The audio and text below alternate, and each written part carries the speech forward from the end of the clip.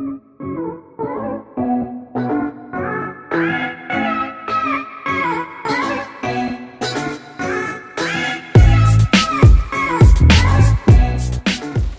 I'm Dan Toppy and welcome back to another brand new Fortnite video.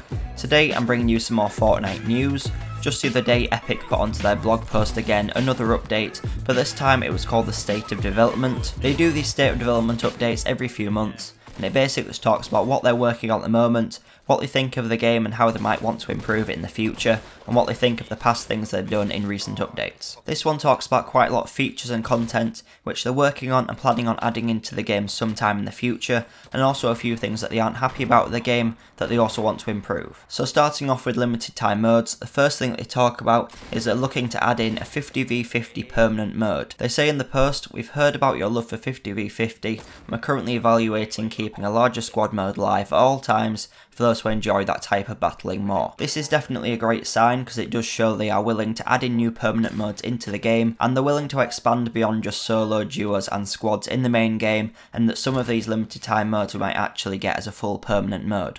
Some of them have been great. I'd really like to see Blitz put in, because Blitz does offer a completely different type of gameplay, just like 50v50 does, but I would like to see an even faster mode like Blitz coming in permanently. Another limited time mode they talk about is Solo Showdown, which just ended. If you haven't heard about it, that was a tournament which allowed the top 100 players in that week to earn V-Buck rewards. They obviously think it's gone well because in the post they say, "We took our first step into what a competitive playlist might look like with Solo Showdown, creating a separate space for players who want to compete towards a prize while exploring how competitive play might look in Fortnite." So they definitely are wanting to add some sort of permanent competitive game mode into it, and by the sounds of it they want it to always be reward based, so even if you aren't playing in a big tournament you still have the opportunity to earn rewards just by playing and winning. This is definitely very exciting for the future of Fortnite, and I can't wait to see what they do. I definitely want to see some sort of ladder based system built in, and some sort of ranking system like they use in CSGO, because I think this would be the best way to do it, because it'd mean that you would have something to always be working towards whilst you're playing. After that they talk about a new limited time mode that will be coming soon called Playground. Playground will be a limited time mode that will load you into Battle Royale map with some adjusted settings. In the post they say battle and build your heart's content for an extended period of time to roam around the map, as well as an increased resource generation. All treasure chests and ammo crates will be spawned. Try dropping in different spots and scope out the loot. Friendly fire is on, but you will respawn immediately and there will be loads of llamas. So basically what they're trying to do with this mode is make it a lot more casual, make it a lot more kill focused instead of just trying to survive to the end, and they also say you will be able to play as squads or on your own. They're saying up to 4 friends per match. So this suggests that you will be able to play on your own as a solo, with your teammates as duos or as squads. From this description it doesn't sound too different to what we've seen before in other game modes. There's lots of the same features we've seen in other limited time modes, but just all put into one game mode together, but we'll have to see what it's like when it comes out. It could be completely different experience, but we're not quite sure yet because this isn't a full description. And the final thing that they talk about in the limited time section is the jetpacks. This isn't specifically limited time mode news, but they are talking about the new close quarters limited time mode that we will be getting later on today. In the post they say, "We introduce a jetpack this week as our limited time item. Our goal is to introduce items that will change the gameplay in big ways and unique ways, and we're going to keep a close eye on your feedback and the data we collect." So this does look like they're working on other types of items which they can add in just for a couple of weeks, which will really change up how the game's played. The jetpacks have been added and they aren't as effective as I thought they'd be, but they are still pretty effective when you are playing at height, and it does give you instant height over players without needing to build. So it is something which definitely does change up the gameplay, and there's enough of them in each game to have a fight against people who are using them, so it definitely does change up the game, and it does make sure that you don't really know what to expect going into every gunfight. After that they talk about quality of life changes. This is basically just new content and features that are adding into the game to keep the game relevant and to keep people playing it. The first thing that they talk about is a challenge progress notification. This is something we've been missing since the challenges started back in Season 3. When you're trying to complete a challenge, there's nothing in-game to indicate when you've actually completed it. So if you did miss something and you didn't notice you'd already completed it, you wouldn't have known if you'd completed it or not until the end of the game, and even then nothing will pop up saying you completed it. You'd have to go and check in your challenge menu to find out if you had. This is apparently going to change because they say in the post, starting in version 4.3, there will be in-match pop-ups to highlight your challenge progress. track what you've completed and plan out your strategy for the remainder of the match or your next one. So this is something that will definitely be very useful when you are trying to complete all of your weekly challenges, and it'll definitely help you to do it a lot more efficiently. So once you have completed a challenge in a game, you can check what other ones you need to do before leaving the game, and it'll just mean you can get them done even quicker. Next, they talk about in-world markers. Basically, it sounds like they're not very happy with how they work at the moment. They want them to be more obvious and they want them to have more information attached to them. Whether this means it's going to tell you distance on your main screen without just having to look at your map, I'm not sure what they're actually wanting to do with this, because they don't really give that much information in the post. All they say is we're investigating ways to display an in-world marker to allow for easy navigation around the map. Personally, I don't see anything wrong with the markers. I think they do everything they need to do, and in Fortnite I don't really think we need loads of detail. The map isn't huge and your movement speed is pretty quick, so you can generally just work out how long it'll take to get to that spot, and as long as you know what direction you're heading in, you can head to it pretty easily.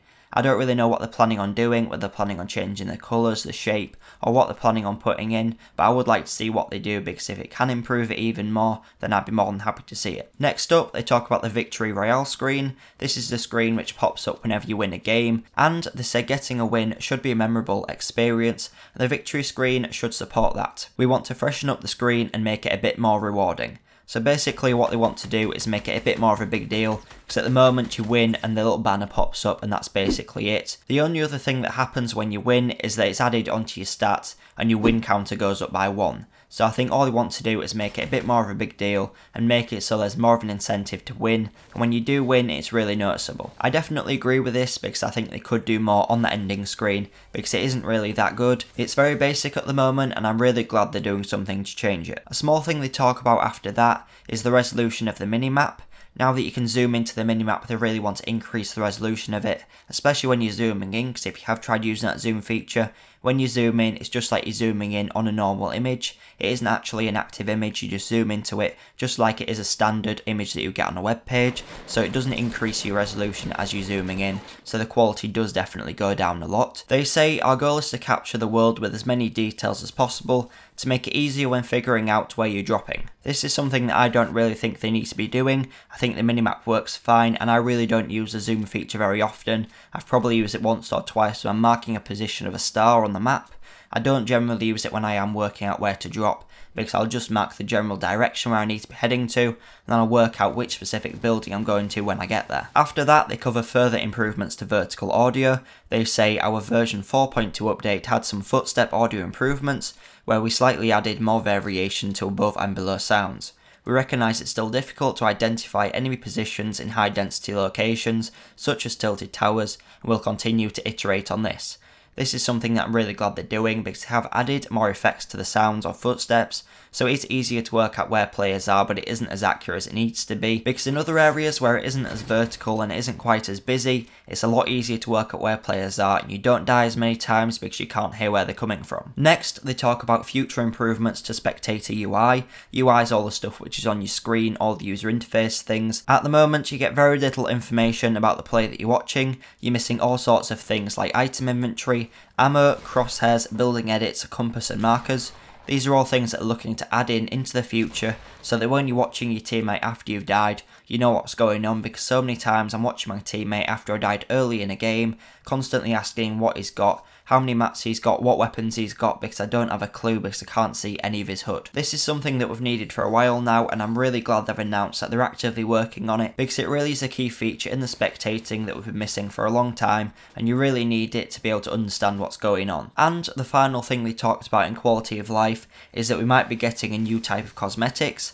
They said all outfits and cosmetics have value. We want to add ways for you to gain additional goodies through collection over time. This is work in progress and it's a little further out. So this is something that we shouldn't be expecting anytime in the near future, something we'll have to wait a bit longer for, but it sounds like we might not have to pay for them, and we might have a way to earn new skins without having to pay for them outright or buy the battle pass, just earn them by playing the game more. And the final main area that they covered in the post was talking about the servers and all their side of stuff and how they can help to improve the performance of the game on their end, and they also covered some pretty interesting stuff that I was unaware about. So in the last big update, they increased their server tick rate from 20 to 30 Hz. This is a 50% increase, I talked about this in my top 5 updates video from version 4.2. If you want to know more about this, make sure you're clicking on the card in the top right hand corner of the screen, because this will tell you more about the tick rates and how Fortnite works on Epic's end. In this post they talk about that they're happy with how that went, they're happy that the servers are performing a lot better than they used to be, and they also talk about how now they're wanting to roll out a permanent 50v50 mode. They're going to want to make sure that these servers where there's more players on each team and it's definitely more strenuous on the servers, they're going to want to make sure that these servers are running at full 30Hz. Just because there is more players in one place on the map, they don't want this to impact the gameplay, and they want everything on their side to be performing the same. Something else that they mentioned, which I was quite surprised about, was that currently the game throttles the frequency that your player's movement data is sent over to the network to 20Hz for roughly the first half of the game. This is to reduce strain on the server's physics system, allowing it to maintain frame rate. As the number of players participating in the match reduces to 24, we increase the frequency of updates to 33Hz. Over time, we'll improve performance of server physics calculations, and we expect to be able to remove this throttling in a future update. So basically, if you don't know what this means, at the start of the game you're sending information to their servers 20 times every second, but at the end of the game, if you do end up in the top 24 players, you will be sending information to their servers 33 times per second. I thought this would be standard all the way through the game, because you can't really tell any difference in the responsiveness of the game between the start and the end of the games, but obviously if they can get it up all the time to 33Hz, this will be a lot better because the game should play a lot more smoothly, and I think generally the game is becoming a lot more stable, and the performance is definitely improving with every update. But let me know what you think about all the stuff I've just talked about in the comments down below, whether you're excited for all of the new features that are coming, and what you think of all the performance based stuff, whether you think the game is actually performing any better than it was a few weeks ago. I definitely think it is. You definitely don't see as many of the issues that we have been having in the past. There are a few new bugs which have been added, such as where it rotates you around the bus when you jump out of it. I'll be pointing myself in one direction and it'll chuck me out the bus in a different direction, but this is something pretty basic that I'm sure they will fix in the future.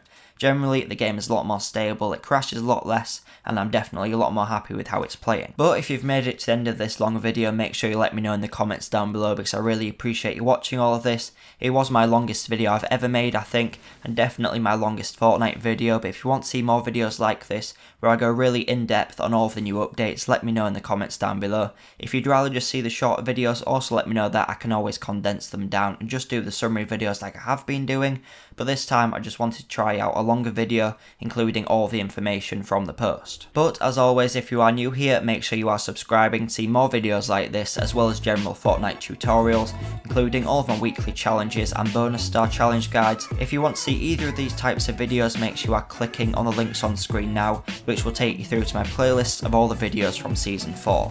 But thanks for watching, and I'll see you in the next video.